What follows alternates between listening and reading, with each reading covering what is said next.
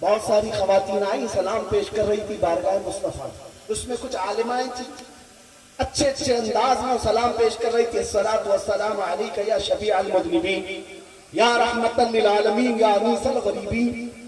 حضور کے جتنے القاب تھے وہ سلام پیش کر رہی تھی. ایک گاؤں کی رہنے والی دیہاتی بڑھیا کھڑی تھی قریب. اس نے جب یہ بڑی بڑی پڑھی لکھی عالمہ عورتوں سے سلام سنا، اس کو دکھ ہوا کہ میں تو پڑھی لکھی نہیں ہوں، جاہل ہوں. کاش میں بھی پڑھی لکھی ہوتی تو حضور کو ایک اچھا سلام کرتا. اور اس کو دکھ بھرا رونا آ گیا. کاش میں پڑھی لکھی ہوتی تو آج حضور کو اچھا سلام کر سکتی.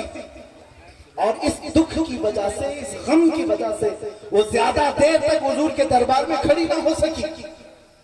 روتے روتے اپنے آنچل سے آنسو پوچھتے ہوئے صرف یوں کہا، السلام علیکم یا رسول اللہ. اے اللہ کے رسول، آپ پر سلامتی ہو، بس مجھے اتنا ہی آتا ہے، اس کے علاوہ کچھ نہیں آتا. وہ بھاگ کر اپنے گھر آئی، اپنی قیام گاہ میں آ کر سو گئی.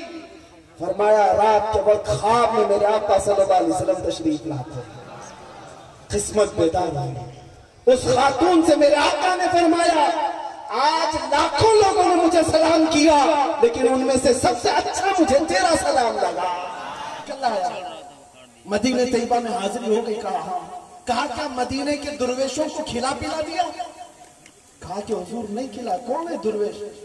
اندر گئے، ایک کھٹوری میں کچھ گوشت کے ٹکڑے تھے اور ایک بریڈ تھا، دودھ تھا، لا کر کے دیا اور کہا جاؤ مدینے کے درویشوں کو کھلاؤ. یہ مفتی صاحب کہتے ہیں میں کھٹوری ہاتھ میں لیا اور وہ کھانے کی چیزیں پوچھنے لگا، حضور یہ درویش ملیں گے کہاں؟ توجہ، بزرگان دین کا معمول دیکھیں. محفل میں بیٹھے ہوئے ایک بزرگ تھے، انہوں نے ہاتھ پکڑ لیا. مفتی صاحب کہا آپ کو پتہ نہیں یہ اصطلاح اہل محبت کی ہے. جو حضرت فرما رہے ہیں مدینے کے درویش داڑھی ٹوپی والے نہیں، مدینے کی گلیوں میں گھومنے پھرنے والے کتے بلیوں کو کھلاؤ. پیر جماعت علی شاہ رحمۃ اللہ علیہ فرماتے ہیں کہ کتے اور بلیوں کو مدینے کے درویش کہا کرتے تھے اور یہ کہتے جاؤ کھلاؤ، تمہارے ہاتھوں سے اگر انہوں نے کھا لیا ہے تمہاری حاضری قبول ہو جائے گی. یہ ہمارے بزرگوں کا ادب تھا مدینہ طیبہ کی گلیوں کا، وہاں سے نسبت رکھنے والے ہر جانور کا. عزیزان گرام وقار، امام اعظم ابو حنیفہ رحمۃ اللہ تعالی علیہ وہ عاشق رسول ہیں کہ آپ کا عشق بھی مشہور تھا، لیکن مدینہ طیبہ حاضر ہوتے تو 3 دن سے زیادہ رکتے نہیں تھے.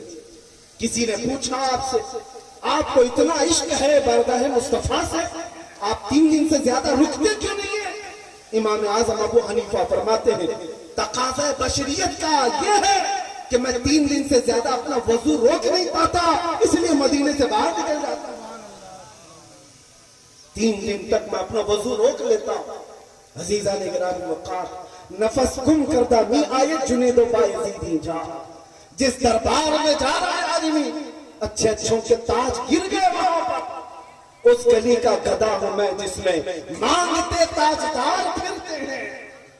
اعلیٰ حضرت جیسا عظیم عبقری عالم یہ کہتا ہو، کوئی کیوں پوچھے تیری بات رضا، تجھ سے کتے 1000 پھرتے ہیں. اس گلی کے متعلق وقت کا مجدد یہ کہتا ہو تو ہماری حیثیت کیا ہے میاں؟ جانے والوں کی اوقات کیا ہے آج؟ لیکن وہاں جانے کے بعد ایک واقعہ اور بھی میں نے پڑھا تھا. ایک بزرگ گئے مدینہ طیبہ میں، دوپہر کا وقت تھا، کھانا کھائے، دہی ان کے اندر کھانے میں لائے گئے. انہوں نے کہا کہ دہی بڑا کھٹا ہے. سو گئے. شام کے وقت خواب میں رسول پاک صلی اللہ علیہ وسلم کا دیدار کیا، لیکن حضور پاک سرخ چہرے کے ساتھ غضبناک انداز میں تشریف لائے اور اس بزرگ سے فرمایا تو جلد سے جلد میرے مدینے سے نکل جا، جہاں تجھے میٹھا دہی ملتا ہے وہاں چلا جا. مدینے کے دہی کو کھٹا کہنا بھی میرے آقا کو یہ پسند نہیں.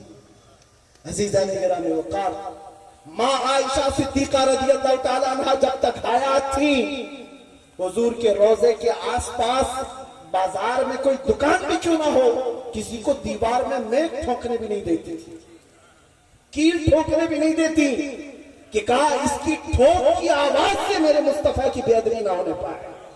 کیونکہ قرآن نے فرمایا ہے لا ترفعوا اصواتکم فوق صوت النبی، اپنی آوازوں کو بلند مت کرو نبی کی آواز۔ وہاں صرف اور صرف تمہارا ادب دیکھا جائے گا۔ مدینہ طیبہ جانا میرے عزیزو یقیناً سعادت کی بات ہے، لیکن ایمان بچا کر کے وہاں سے آ جانا یہ اور بڑے کمال کی بات، بڑے کمال کی بات ہے۔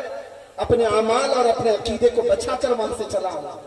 اللہ اگر توفیق دے تو مدینہ طیبہ کا اتنا ادب کرو، اتنا ادب کرو میرے عزیزوں کہ آپ کا ایمان بلند ہو جائے اور بشاشت آپ کو محسوس ہونے لگ جائے۔ ایک اور بات، بارگاہ مصطفیٰ صلی اللہ تعالیٰ علیہ وسلم نے، اللہ کرے ہم سب کی حاضری بار بار نصیب ہو۔ وہاں کے حالات ایسے ہیں، حاجی جاتے ہیں، ہم نصیحت کرتے ہیں تو کہتے ہیں دل کی حضوری کیسے ہو، ہم کیا پڑھیں، ہم تو پڑھے لکھے ہوئے نہیں ہیں۔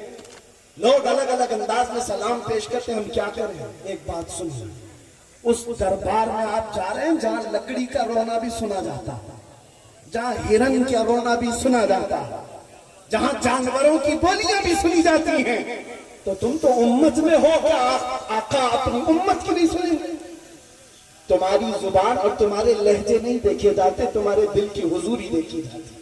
خواتین میں ہم نے سنا تھا جب حاضری کا وقت ہوتا ہے، بہت ساری خواتین آئی سلام پیش کر رہی تھی بارگاہ مصطفیٰ، اس میں کچھ عالمائیں تھیں، اچھے اچھے انداز میں سلام پیش کر رہی تھی، الصلاۃ والسلام علیک یا شفیع المذنبین یا رحمت للعالمین یا انیس الغریبین۔ حضور کے جتنے القاب تھے وہ سلام پیش کر رہی تھی۔ ایک گاؤں کی رہنے والی دیہاتی بڑھیا کھڑی تھی قریب، اس نے جب یہ بڑی بڑی پڑھی لکھی عالمہ عورتوں سے سلام سنا، اس کو دکھ ہوا کہ میں تو پڑھی لکھی نہیں ہوں، جاہل ہوں، کاش میں بھی پڑھی لکھی ہوتی تو حضور کو ایک اچھا سلام کرتی، اور اس کو دکھ بھرا رونا آ گیا، کاش میں پڑھی لکھی ہوتی تو آج حضور کو اچھا سلام کر سکتی۔ اور اس دکھ کی وجہ سے، اس غم کی وجہ سے وہ زیادہ دیر تک حضور کے دربار میں کھڑی نہ ہو سکی، روتے روتے اپنے آنچل سے آنسو پوچھتے ہوئے صرف یوں کہا السلام علیکم یا رسول اللہ، اے اللہ کے رسول آپ پر سلامتی ہو، بس مجھے اتنا ہی آتا ہے، اس کے علاوہ کچھ نہیں آتا۔ وہ بھاگ کر اپنے گھر آئی، اپنی قیام گاہ میں آ کر سو گئی۔ فرمایا رات کے وقت خواب میں میرے آقا صلی اللہ علیہ وسلم تشریف لاتے، قسمت بیدار ہوئی۔ اس خاتون سے میرے آقا نے فرمایا آج لاکھوں لوگوں نے مجھے سلام کیا، لیکن ان میں سے سب سے اچھا مجھے تیرا سلام لگا۔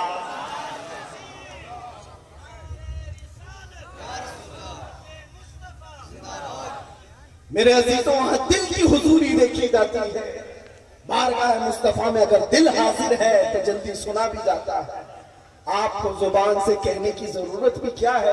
ایک صحابی فرماتے ہیں میں اپنے گھر کی شکایتیں لے کر بارگاہ مصطفیٰ میں پہنچا، عقیدہ بھی سنیں صحابی کا عقیدہ، فرماتے ہیں میری ماں اور میرے باپ کا انتقال ہو چکا تھا، میں بڑا غمگین تھا، اور میں نے یہ سوچا حضور سے ان کی مغفرت کی دعا کروں، اور والدین کے انتقال کے بعد غریبی بہت آ گئی، تنگ دستی آ گئی، میری غربت اور تنگ دستی کے لیے بھی دعا کرا۔ عصر کا وقت تھا، آئے نبی کریم صلی اللہ علیہ وسلم عصر کے بعد مسجد نبوی میں بیٹھے ہوئے، لیکن بڑے بڑے صحابہ حضور کو اطراف سے گھیرے ہوئے۔ یہ غریب صحابی کہتے میرے جانے کی ہمت نہیں ہوئی، کیسے لوگوں کو پھلان کر کے حضور کے پاس جاؤں، بیٹھا رہ گیا، مغرب ہو گئی۔ مغرب جیسے ہوئی نبی کریم صلی اللہ علیہ وسلم نے نماز پڑھائی، سوچا مغرب کے بعد فوراً عرض کروں گا۔ نماز کے بعد نبی کریم صلی اللہ علیہ وسلم پھر جلوہ فرما ہوئے، لیکن پھر بڑے بڑے صحابہ قریب آ کر بیٹھ گئے۔ یہ غریب صحابی کہتے ہیں مجھے پھر جانے کا موقع ہی نہیں ملا، عشاء تک بیٹھا رہا، عشاء ہو گئی۔ نماز کے بعد اب نبی کریم صلی اللہ تعالیٰ علیہ وسلم اپنے جلوت کدے کی طرف رواں ہو گئے، اپنے حجرے کی طرف روانہ ہو گئے۔ یہ صحابی کہتے ہیں مجھے بولنے کا موقع تک نہیں ملا، حضور کے پیچھے پیچھے چلتے رہے۔ نبی کریم صلی اللہ علیہ وسلم اپنے حجرے کے دروازے تک پہنچے، پلٹ کر کے دیکھا یہ غریب صحابی پیچھے آ رہے۔ نبی کریم صلی اللہ علیہ وسلم نے اپنا چہرہ پھیر کر کے کہا جا اللہ تیرے ماں باپ کی مغفرت کرے اور تیری غریبی کو دور کر۔ وہ صحابی کہتے ہیں جو تمنا میں اپنے دل سے لے کر اپنے گھر سے نکلا تھا، میرے کہنے کی بھی نوبت نہ آئی، میرے آقا صلی اللہ علیہ وسلم نے میرے دل کی سنی اور وہی دعا میرے لیے فرمائی۔ آج جو حجاج کرام جا رہے ہیں وہ دل کی حضوری کے ساتھ جائیں۔ بیان کرنے کے لیے اگر الفاظ نہ بھی ہوں، ہمارا عقیدہ یہی ہے، ہم یہاں سے پکارے وہ وہاں سے سنے۔ مصطفیٰ کی سماعت پہ دور و نزدیک کے سننے والے وہ کون لال کرامت پہ لاکھوں سلام۔ اس دربار میں جا رہے ہیں، اللہ ہر ایک کو حج مقبول نصیب فرمائے اور بارگاہ مصطفیٰ کی حاضری نصیب فرمائے۔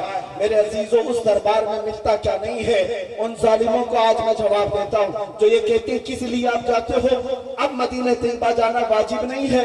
حضرت عبداللہ بن مبارک فرماتے ہیں میں مدینے کی حاضری کے لیے گیا تھا، یہ 150 سال بعد حضور کی وفات کے 150 سال بعد کا واقعہ ہے۔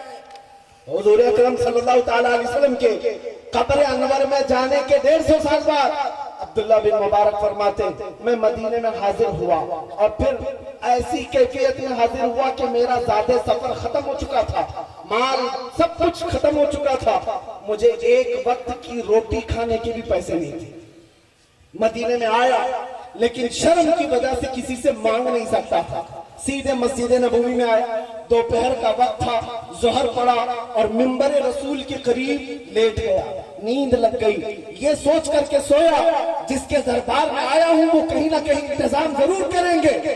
فرماتے عبداللہ بن مبارک بھوک کی وجہ سے، شدت کی بھوک کی وجہ سے نیند تو لگ گئی، جیسے ہی آنکھ لگی میرے آقا کو میں نے دیکھا، خواب میں رسول پاک صلی اللہ تعالیٰ علیہ وسلم ایک ہاتھ میں گرم روٹی اور ایک ہاتھ میں شہد لے کر کے تشریف لا رہے ہیں اور فرما رہے ہیں عبداللہ بن مبارک اٹھ، تم مدینے کا مہمان ہے، جتنی بھوک لگی ہے میرے ہاتھ سے کھا لے۔ عبداللہ بن مبارک کہتے ہیں میں روٹی کو شہد میں ڈبو کر کھاتا رہا، آدھی روٹی ہو چکی تھی، عصر کا وقت ہوا، مؤذن اذان دینے کے لیے جا رہا تھا، کسی نے میرا پیر پکڑ کر کھینچ کر کے اٹھایا، عصر کا وقت ہو گیا، ابھی مسجد میں سویا پڑا ہے۔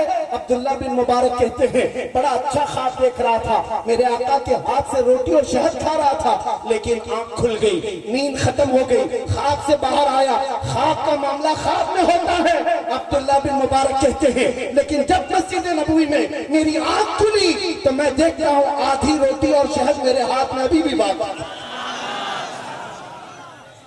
مصطفیٰ کریم اگر کسی کو خواب میں دے تو حقیقت کی طرح ہے، اسی کو میرے امام نے کہا تھا کون دیتا ہے دینے کو منہ چاہیے، دینے والا ہے سچا، مانگیں گے مانگے جائیں گے، منہ مانگی پائیں گے، سرکار نے نہ لا ہے نہ حاجت اگر کی ہے، میرے کریم سے کر قطرہ کسی نے مانگا، دریا بہا دیے ہیں در پہ بہا دیے۔ آج اسی عظمت کو اپنے دلوں میں بسا کر جانے کی ضرورت ہے۔ میں ایک